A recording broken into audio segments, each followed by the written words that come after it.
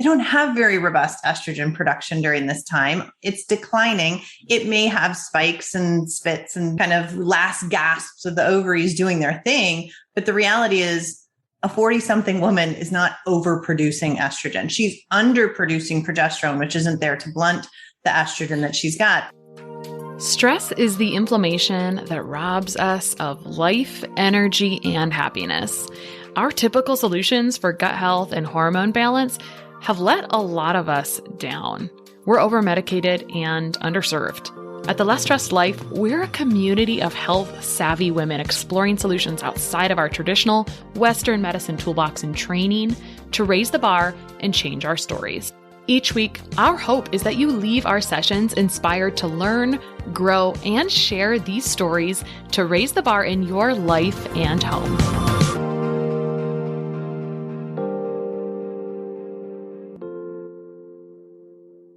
Okay, if you have food sensitivities, then this message is for you. I actually polled people on Instagram last month, and almost 80% of the people that saw my story said that they felt like they had food sensitivities. So that's a problem, because once you dive into the intricacies of that, there is a lot of nuance. So to help with this and answer the question I get in many varieties each week, I am hosting a live training. That means we can get together in real time and talk, and I would love that. A live training and a Q&A session called What Should I Eat? Answering your questions about food reactions and inflammation. You can register for that at kristabigler.com/food reactions. That link will be in the show notes. And I'm covering how you know if you're sensitive to food and what else is happening that has to be resolved to overcome food sensitivities. You don't just need to bounce from diet to diet to diet at all whatsoever. And where you should start for different inflammatory symptoms like skin issues and autoimmunity and histamine issues and hormone issues and gut issues and fatigue and pain, and how to tell what you're sensitive to.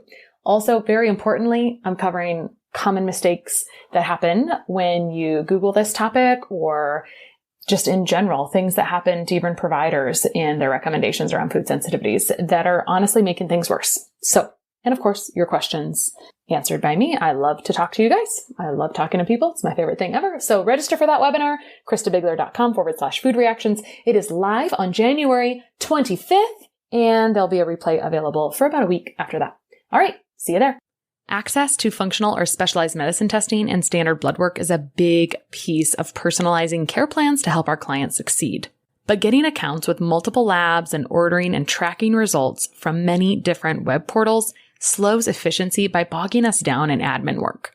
This is why I'm completely obsessed with our podcast sponsor, Rupa Health. It's a single portal that allows you to order from over 20 specialty labs in one incredibly simple dashboard. I'm talking less than 30 seconds to set up your free account and about 30 seconds to order the labs you need. All the results are in one place, and I can securely send clients their results with a click of a button. A big advantage for our clients is that standard blood work can be ordered for almost 2/3 less than other direct-to-consumer lab sites. Rupa is a lab concierge, so they send the lab invoices on your behalf. If a client pays for their own labs, they help them get set up with a lab draw, navigate testing questions, and they provide the requisition forms. It's literally a dream. Go sign up for free to help streamline your practice and simplify ordering labs for your clients at rupahealth.com. That's RUPA health.com, and let them know I sent you when you sign up. You can also check out the show notes for this episode for a short video walkthrough of how I use Rupa Health in my own practice. All right. Today on The Less Stressed Life, we have two lovely ladies, Maria Claps, who is an FDN practitioner, and Kristin Johnson, a board certified nutritionist. They are, I love this, plain spoken friends and practitioners who share a passion for women's health, especially women's health at midlife. As both are themselves menopausal, they've refined the art and science of thriving as a midlife woman based on both clinical and personal experience. They combine individualized nutrition and lifestyle changes tailored to midlife women's needs with mindset coaching, lab testing, and hormone replacement therapy education to help women thrive so they can stop or prevent their health from spinning out of control. Welcome, ladies, both of you. Thank you. Well, you don't look like you're in menopause. I feel like people just look younger and younger to me as I continue to also age. I'm like, we're all just so young. Well, I'm going to be a grandmother next month, if that tells you anything. So I could be a grandmother in a couple of years. I have a 16-year-old. I could be a grandma. I mean, I'm not going to. I know her well enough to be like, that's probably not going to happen. But sometimes I struggle with the concepts of that. I'm like, I'm like a child inside. So Anyway, that's what they say. Like you never really grow out of being, you always feel like you're 21 in your brain. Yes. All right. So we're going to chat about a topic that is sort of like a gray area, right? We covered a few times in the podcast. Today is a new, different version.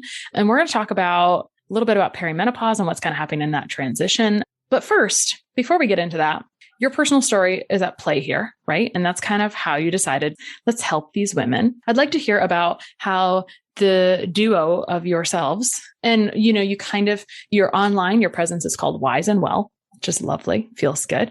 So how did you two kind of get together? Will you tell us, collectively your stories and kind of where you were versus where you were? Why are we here now, essentially?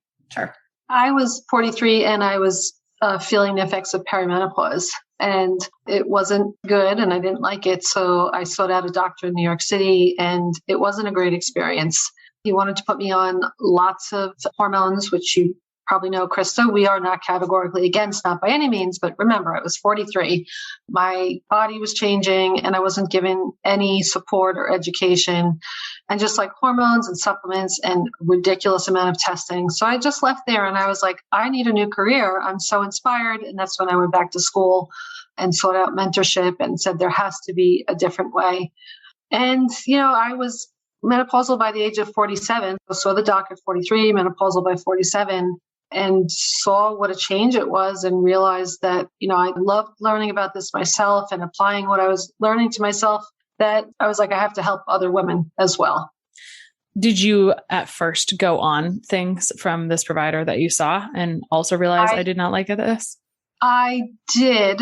And I am the classic example of, I will say maybe the hormone therapy that he gave me would have been helpful for me. And I just also said that I went into menopause at 47. And I know this is not an HRT discussion. Knowing what I now know, I probably would have started HRT at say 46 or 45. There's no way to really know. At 47, that's what I needed. I was pretty ignorant back then of it. So I did actually go on the hormones at 43, but I had no education. Why am I taking these? How long do I have to take these? What am I looking for? How are you tracking me?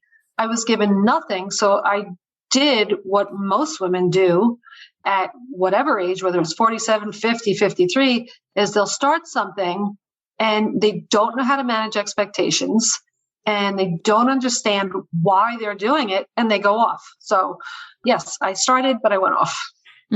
That was a perfect example of things I see. And it is a challenge, right? Because there's not like straight up, I don't feel like there's good straight up guidelines around that. There probably is not. So it feels like the Wild West.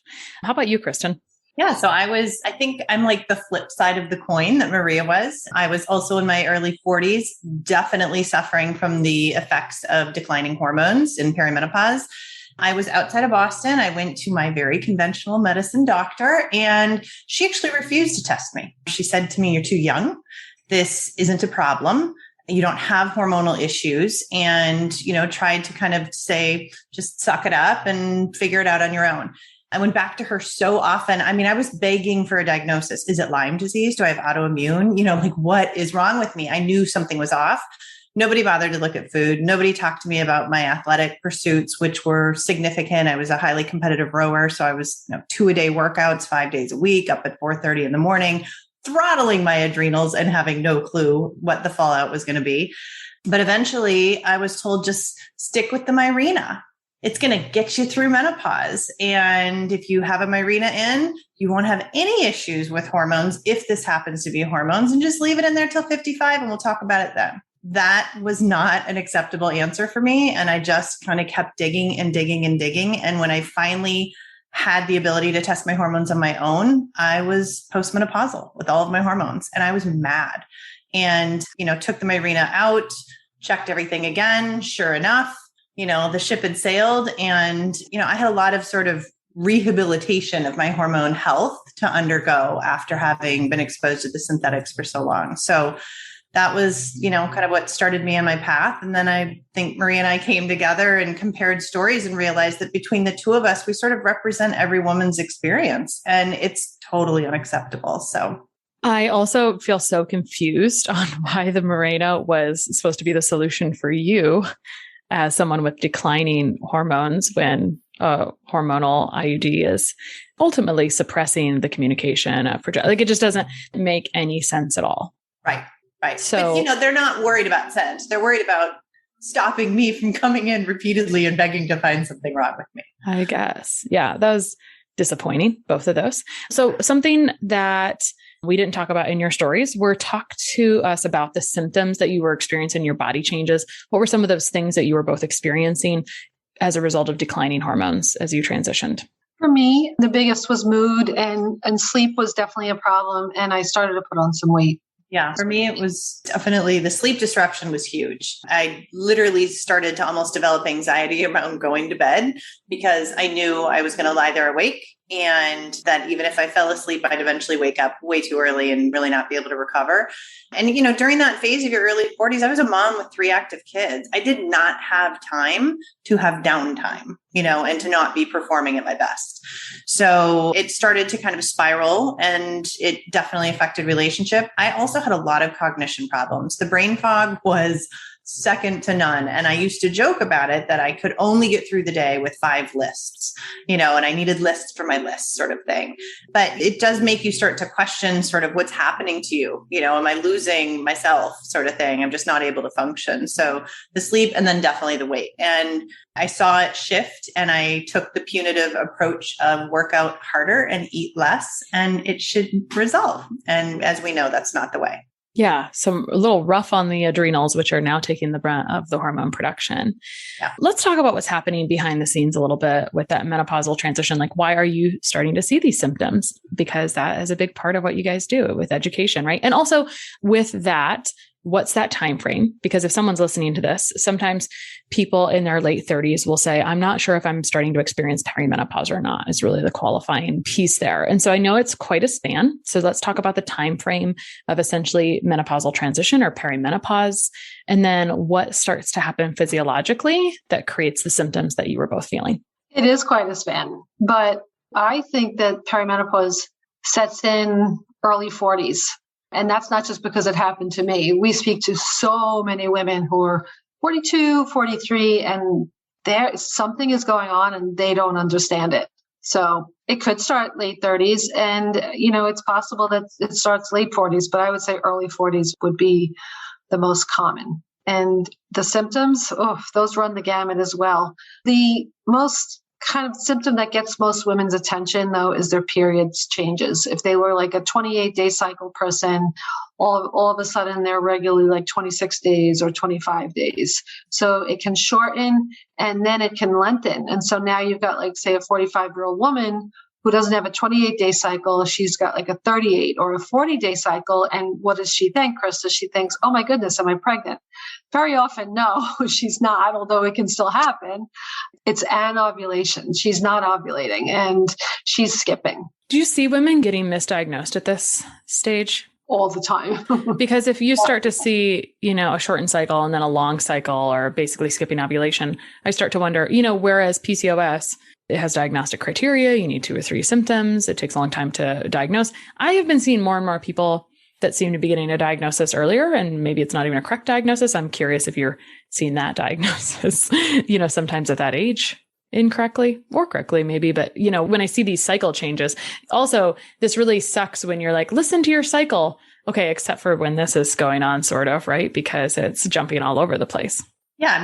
I don't know if we see as much PCOS. We see are too many women being told, oh, this is estrogen dominance, as if they're overproducing estrogen. And the reality is they don't have very robust estrogen production during this time. It's declining. It may have spikes and spits and, the kind of last gasps of the ovaries doing their thing. But the reality is a 40-something woman is not overproducing estrogen. She's underproducing progesterone, which isn't there to blunt the estrogen that she's got, but both of them are low and going lower.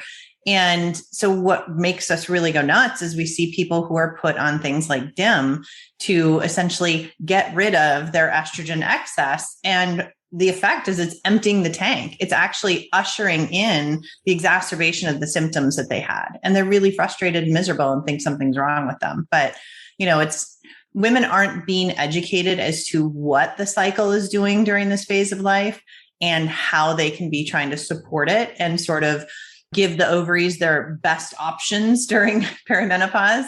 And instead, the standard treatment is that which you give maybe a 25-year-old woman, and it's sort of shutting things down. So it makes it worse for most 40s somethings. So the moral of the story is don't treat a 45-year-old woman like a 25-year-old woman. Yeah. In practice. You know what I see sometimes is a provider putting someone on hormone replacement for estrogen and then putting them on DIM. I find that very intriguing.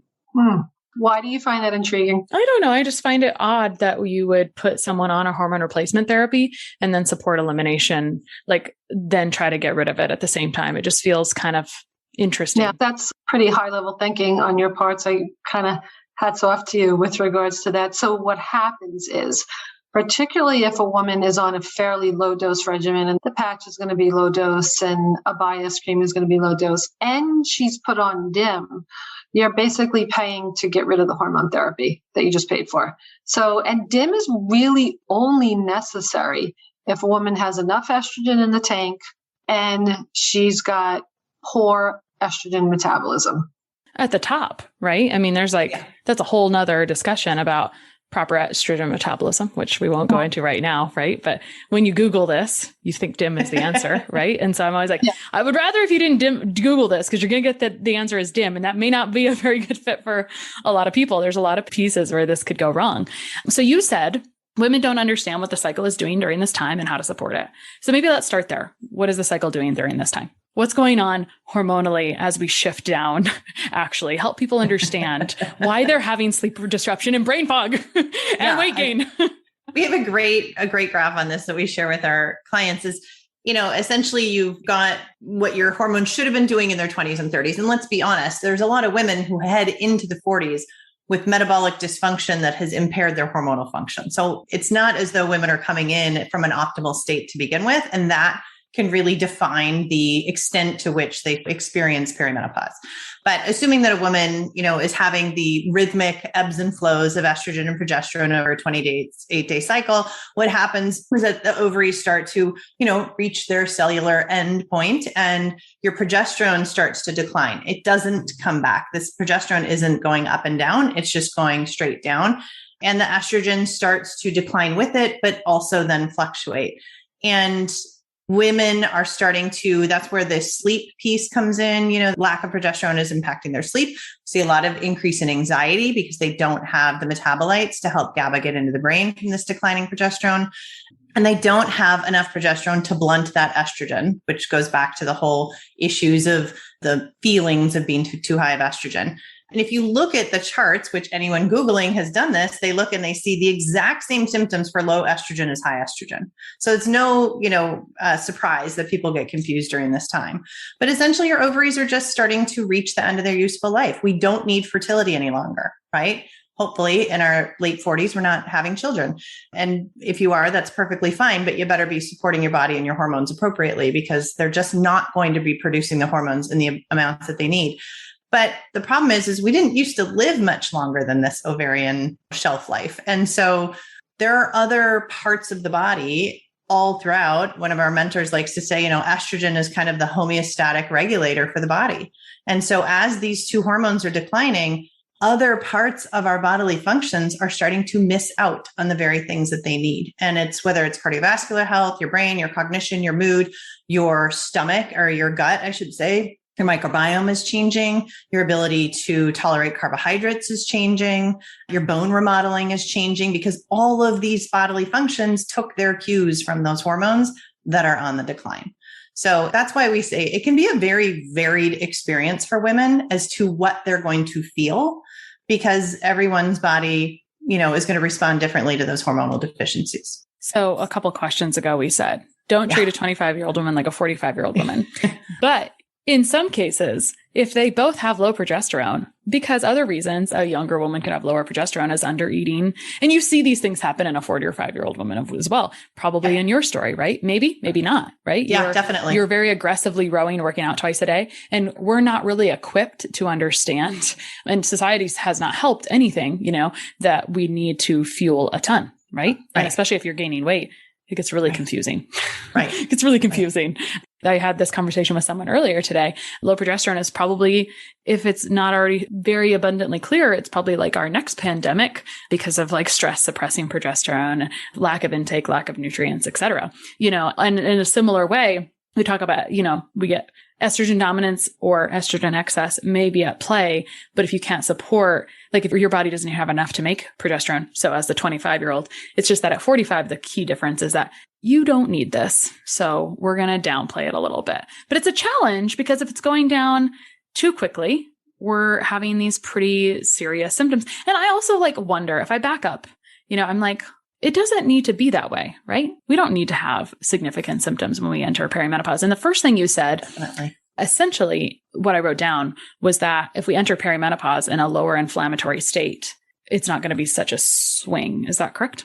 Yeah. I mean, this is why we talk to women all the time that the health foundations matter. Even if you're a fan of HRT and you want to restore your hormones as they start to decline, you can't put hormones in a broken body. You've got to get the sleep on point. You've got to figure out your exercise and movement specifically for what your body's needs are now. You've got to get rid of the inflammation, which usually means you've got to address the insulin resistance that you're probably flirting with. So yeah, I mean, it's a multifactorial puzzle, and it's not just the one piece. It's not just the hormones. It's got to look at all the other kind of metabolic decline that we tend to bring into our 40s with us. It's just the baggage of life, right? But it doesn't mean that it has to be that way. So you go and twist the levers and do the things that you can do to dial those things in, you can drastically improve the way you experience perimenopause. I always say that adrenal health doesn't go out of style. So basically, if you're super stressed out when you're walking into perimenopause, just to reiterate what's going on here, right? We're down, the ovaries are like, I don't need this. So now the adrenals are going to take the brunt of it. So if you're working out twice a day and your adrenals aren't really supported and you're running around after 3 kids, and Maria, sorry, I'm not talking to your story as much as I should be, but well, she had 4 kids, so she was right there with us. She's right there with you, Yeah. I don't know. It's kind of unsexy to talk about. It's like, oh yeah, stress, but also whatever. Right. Right. I think that brings me to when we talk about hormones, we're talking about, there's really multiple categories. There's sex hormones, there's stress hormones. I guess I want to ask you what you guys hear from people that they are saying, I think it's my hormones, but maybe it's not their hormones, because you guys hear a lot, right? And online. So what are some things people say that you're like, well, maybe that's not what this is, or maybe it's presenting a different way. I don't know if that question makes sense. I think a lot of times women want to blame their hormones as something that is bad or wrong. We see a lot about, needing to kind of flush estrogen out of the body. So it's really not hormones, right? It's, what you're eating, how you're sleeping, how those hormones are actually behaving in the body.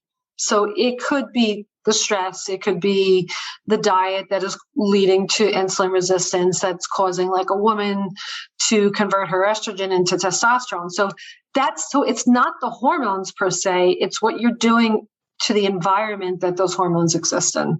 Well, I was going to say too, women, I think we all think that, we eat clean and we live clean, but the reality is it's not just the hormones, we have receptors too, right? And what have we done to our receptor health over our lifetime matters significantly. Our gut health matters significantly.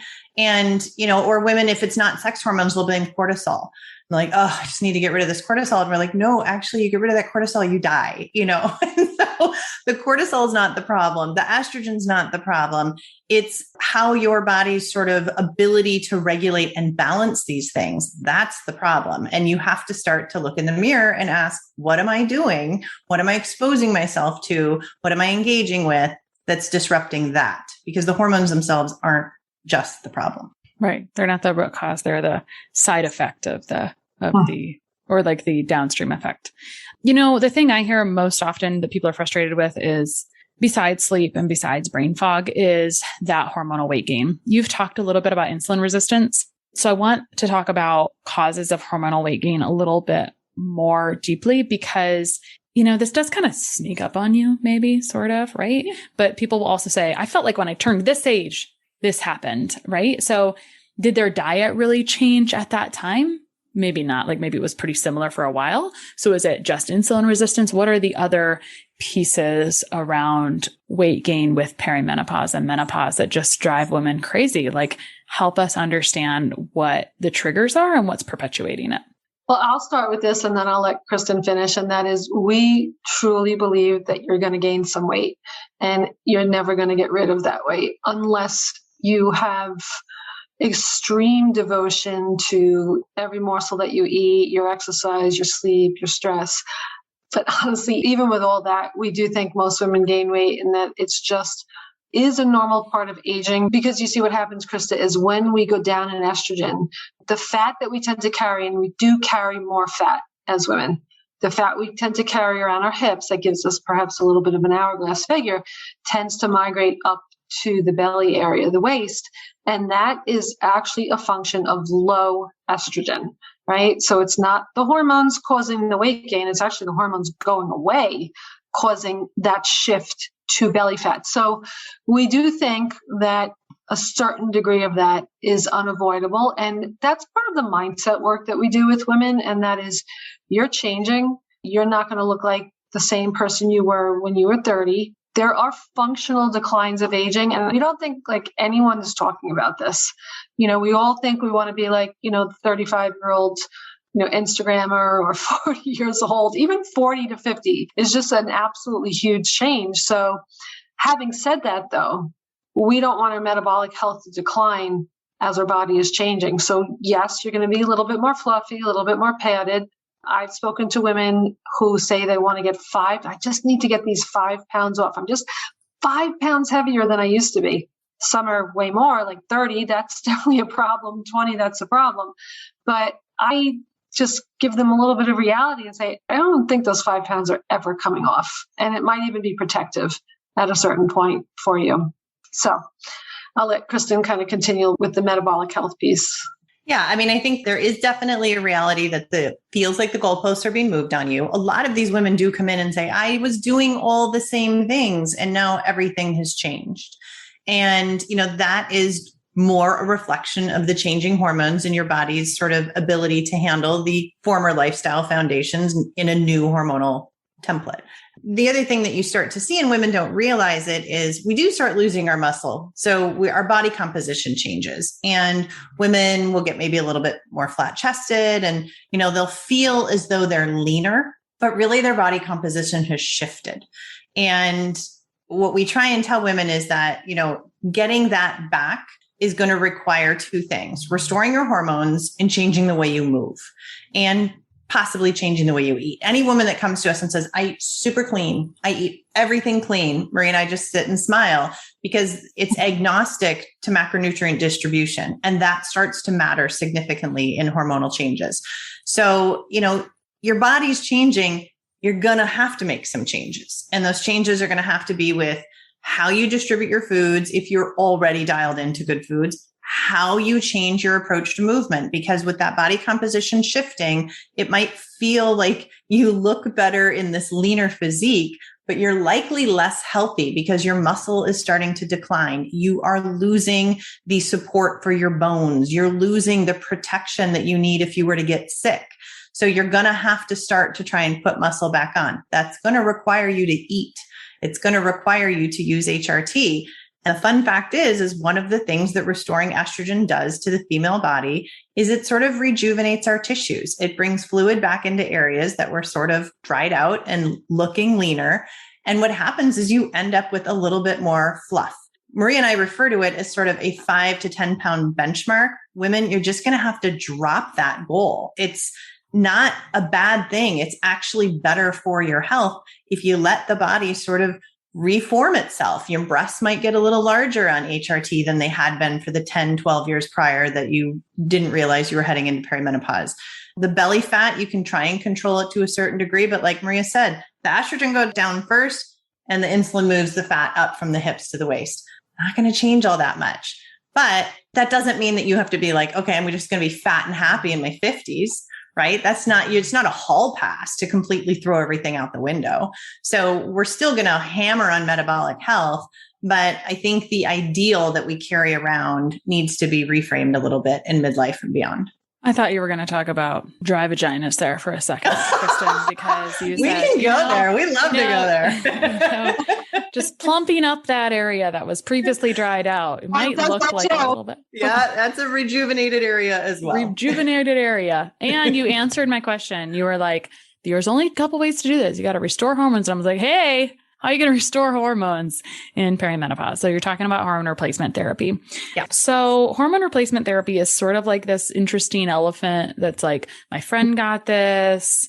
You know, there's sometimes young women are going up, but we're talking about it. Let's just keep it in the context of the current ladies. The reality is your hormones are going to decline. They're not coming back. Hormone replacement therapy is an option technically, right? And a lot of people find relief from that. Talk to us about why it's not well understood and how does a person start to understand if it's something that they want to explore? Well, it's poorly understood because of the 2002 headlines that, you could hear women dropping their hormone therapy prescription into their garbage pail around the world. And that's because in 2002, a very large scale study was abruptly stopped because the headlines were estrogen gives women breast cancer. And so it's definitely a little bit beyond the scope to really get into that, but that was called the Women's Health Initiative. And that was, used women that were not newly menopausal, but many of them were in their 60s. Many of them were smokers. And the estrogen that they studied was diabetic. Too. Okay, right. The estrogen that they used was Premarin, which is an oral estrogen that's synthetic and it's derived from horse urine. So what happens when you put oral estrogen into a woman who's smoking, who's, 60 something years old, the results are not good. So her metabolism wasn't good to start with, right? Her metabolism wasn't good to start with. Like I said, some of them were smokers. Yeah. Or just her health wasn't good to start with. I'm just talking out loud here and thinking out loud because I'm still confused on why people go on hormone replacement therapy, estrogen, and then go on DIM. I wonder if it came from this ever, because when I think about estrogen and cancer, I'm thinking about there's a pathway for this, right? Technically. And even when you're in perimenopause or menopause, you can do testing and still, if you have a strong family history of cervical or breast cancer, I think it's intelligent to assess whether your estrogen is going down the wrong pathway. And so I wonder, I'm just talking out loud, maybe it's rhetorical. I wonder if people came up with those recommendations because they're like, oh, it's going to help it not go down that pathway, which is not how I understand it or see it specifically as a soul thing. But anyway, just talking out loud. I hope that made sense because I can understand. I didn't know that about these headlines from 2002. I didn't care about this very much in 2002, but this is how we are. Like we get a bad headline and we hold on to it for like a whole generation, 20 years. Right. And it's really hard to like rewrite history. 2002, I mean, it lasted, it kept getting regurgitated. So it was probably 03, 04, before some of the brouhaha died down. That's only 17 years ago. And as we know, research takes about 17 years to be incorporated in a medical school curriculum. So we have old school doctors and recently minted doctors who are still preaching these horrible things about HRT because it was what they were taught. And, even the study's authors have come out and disavowed the study, recognizing that it was poorly designed. They didn't do pre-screening. They didn't choose the right candidates. They didn't test the proper hormones, and that the conclusions were drawn inappropriately. And yet we keep seeing this sort of stigma attached to HRT. The other thing is that we have providers like the ones you describe who are giving estrogen and giving DIM. And Maria and I like to kind of characterize those providers as HRT shy. They still aren't comfortable with it, but they want to maybe deal with the symptoms that brought their patient in complaining. They may feel, gosh, I understand these hot flashes that make you nearly have to undress in public because you're dripping in sweat are horrifying. We're going to give you this HRT, but we're not quite sure we're comfortable with HRT yet. So we're also going to detox it aggressively at the same time. And we see that even with providers who are just willing to do like mini doses of the patch. And one of our mentors likes to say, that's just placebo estrogen. Like there's nothing actually benefiting the woman there. And, I think what's missing too from a lot of this dialogue is, why would a woman choose HRT? And too many physicians see it as a symptom answer. And that piece of it is wrong. and it's relevant, but it's really not the main issue with HRT or the main objective with HRT, if we were being honest. Well, you can't end it there. So you said, I wrote down, I type as you talk, and you can understand, like a woman comes in and these symptoms are atrocious and they're like ruining my life. And so it's like, okay, I want to help give you an answer to it. But there's some potential situations. One, like you said, someone's not comfortable providing this therapy, but doesn't know who to refer them to. I feel like that's what I see. Like, I don't know where to send you for this, because sometimes when we send people to certain people, I'm like, I'm not really sure why they're doing XYZ thing when this is like very high. So backing up to education around it, we just talked about why it's not well understood. And to bug on to that end, would you say that what happened in 2003 and the years that followed, did it really put a negative mark on research dollars? So is there like, and no one ever, the answer is always like never enough research. But would you say that there's just like a huge lack of research around hormone replacement therapy yet to this day? Or do you think there is some coming? I think there's a lot of research. It's just research on only like very specific types of preparations that are, I will say, minimally helpful at best. So I think there is a good amount of research, but I agree. There could always be more. Well, and I think too that a lot of the research that's out there, unfortunately, there isn't a great database to draw from beyond the WHI. So we're still using some of the data from that to extrapolate into meaningful and important questions, but we still have bad data. And, they're trying to do better.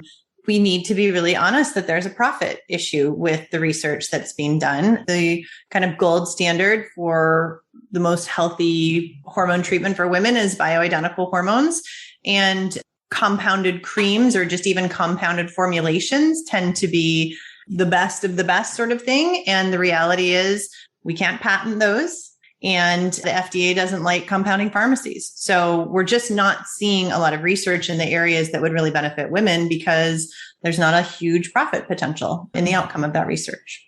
That's good for you to say, because that's kind of what a lot of things boil down to.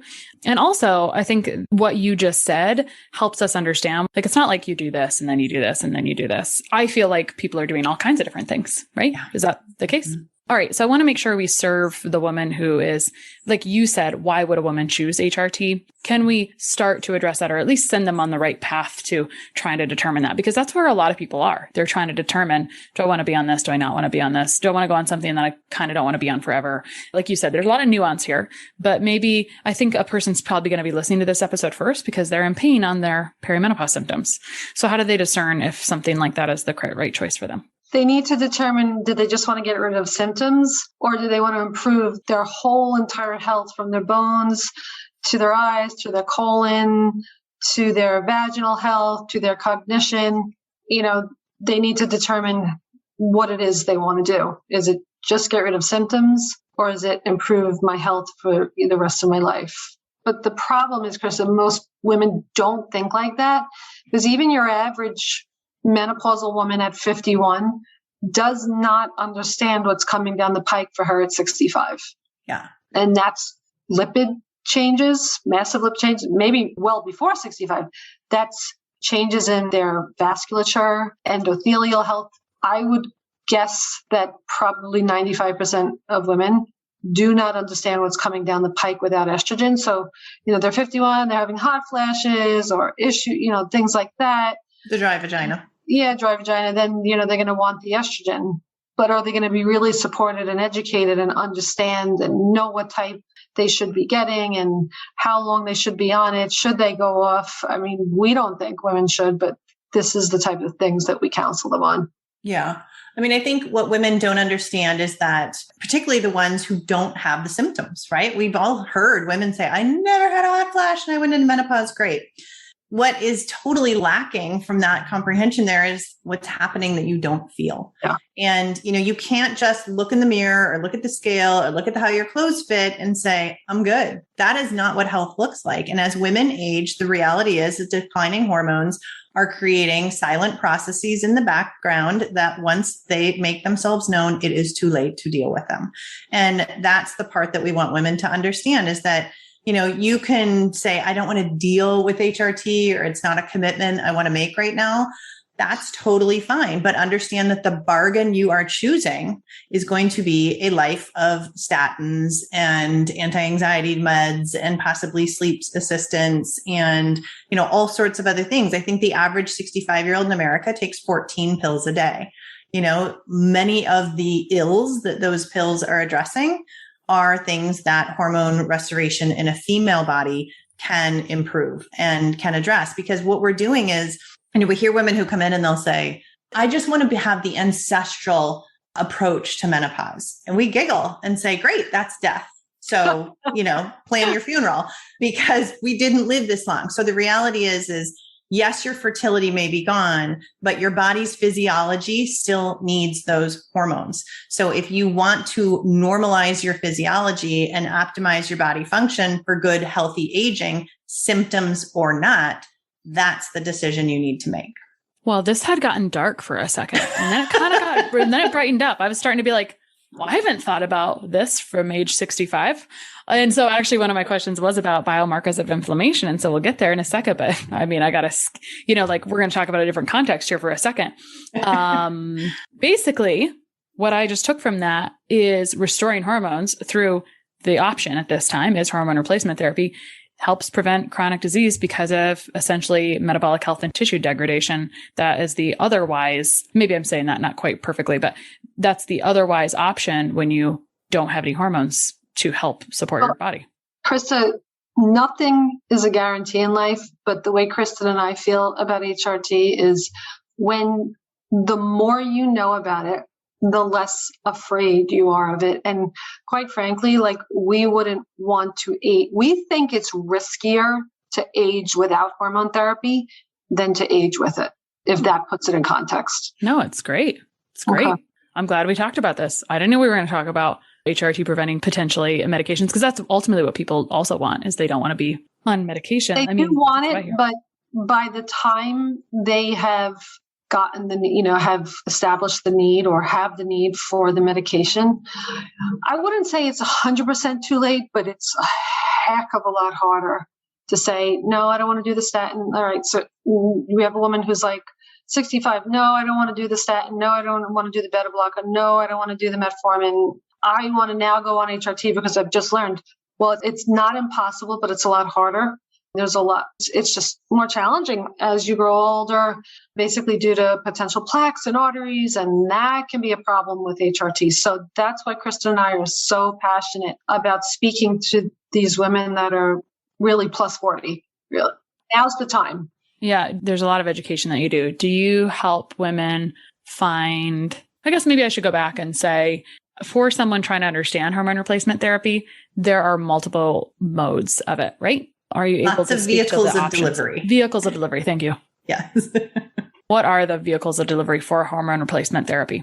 Well, there's a lot, but that's what we teach on. And I do think that would be just a little bit too, we would be here for another hour if we were to talk that. Yeah. It's one of those things you can't answer short. Yeah, there is an artistry to the delivery of HRT, and it is not a set it and forget it proposition. So that's why we try and teach women all the nuances, because these are decisions that they need to make initially and that will be reevaluated as they kind of age and go through life. What works for their body, what works for their lifestyle, what works for their pocketbook, what sort of level of aggressive approach they want to take, et cetera. All of these things start to matter. And so it's so nuanced and it's so individual that, like Maria said, it could be an entire podcast. That makes sense. Because if you want to help people understand not just a little segment of it, because it's going to transition, then that's important. One thing that we can cover, though, before we kind of wrap up here is that, and on the same note, we just talked about this in different terms. So you talk a lot about in your education, making sure we measure the biomarkers, lipids, and inflammatory markers as we age. I guess you've kind of just talked about that a little bit, but you want people to do that as soon as possible, right? You would like them to start doing that in perimenopause and then to make sure that's not shifting in the negative direction. Is that correct? Or what would you say about this, and what markers would you have someone be checking? Yeah, we are really big on making kind of your annual check be one of full metabolic health. And so you need to be looking not at a standard cholesterol panel, more at a fractionated cholesterol panel, which can be, there's different names for it, but the NMR lipoprotein profile is a good one to start with. You need to be looking at your insulin sensitivity. That's a heck of a lot more than just measuring your fasting glucose and your, CMP. So we should be looking at inflammatory markers, whether that's hsCRP, homocysteine.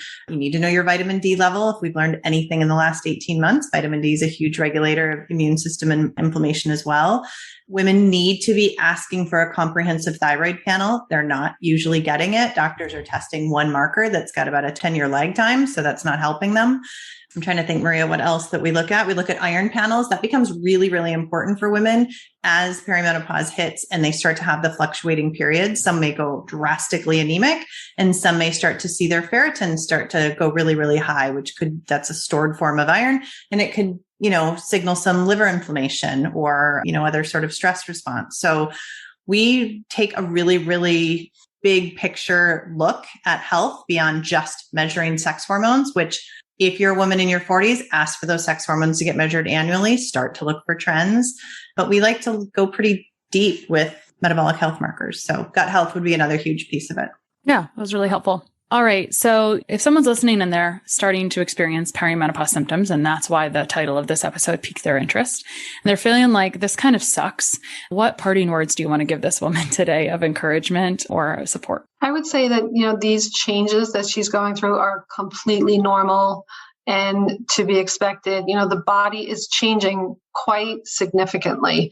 It is the early beginning process of ovarian senescence or hormone loss. So there are going to be some changes. And while we did say that you can mitigate those changes with really good diet and lifestyle and sleep habits and things like that, you may not be able to mitigate 100% of them. And that's where you just, will have to realize give yourself grace. These are some changes that I'm going through. They're not broken. There's nothing wrong with them. It's normal. Then the question becomes, how do you support the body, right? What do you give yourself? Do you pull back on the exercise, or maybe you don't have any exercise and you need to start doing that? Do you not stay up for the Netflix, marathon? Do you clean up your bedtime routine? Do you change or leave a job that's absolutely draining the life out of you? Everyone we found, Kristin, we've had maybe 2 or 3 clients in our lifetime that didn't need any dietary tweaking. You get an evaluation of your diet and your lifestyle. So, yeah, get educated. If you're starting to feel these things and they're starting to freak you out, just get really, really educated. There are good resources out there. There's practitioners like us, like yourself, that can teach on these things. I think what women suffer the most from is a feeling of the loss of control at this stage of life. And there's nothing worse than feeling like you've lost agency in your life. That is behind a lot of mental health issues and everything else that we've got going on in our country. We say, take it back. There's so many opportunities and so many levers that you can start pulling to take control over this situation, mitigate it, and, really shift the narrative to kind of how your next chapter is going to be. Maria and I feel like we're living examples of women in our 50s. We've raised 7 kids between the 2 of us, and we've got great husbands. We're enjoying the best chapter of our lives right now. There's nothing you could pay me to make me go back to my 30s or 40s. So, and that's not what you typically hear from women in their 50s. So yeah, it was like a feel good ending point. It's like, thank you for the optimism after that dark thing that we just went through a few minutes ago. Ooh, okay. On the note of getting educated, where can people find you online? So they can find us on Instagram at Wise and Well. Perfect. And we've got a website, wiseandwell.me. And in our Instagram links, you can find a link to a free community that we run, not on Facebook. It's on a Mighty channel or Mighty Networks channel. And it's just where, we can kind of take the sound bites of Instagram and go a little bit deeper. Cool. Thank you so much for coming on today, the both of you. Pleasure. Thank you. Sharing and reviewing this podcast is the best way to help us succeed with our mission to help integrate the best of East and West and empower you to raise the bar on your health story. Just go to reviewthispodcast.com/less stressed life. That's reviewthispodcast.com/less stressed life. And you'll be taken directly to a page where you can insert your review and hit post.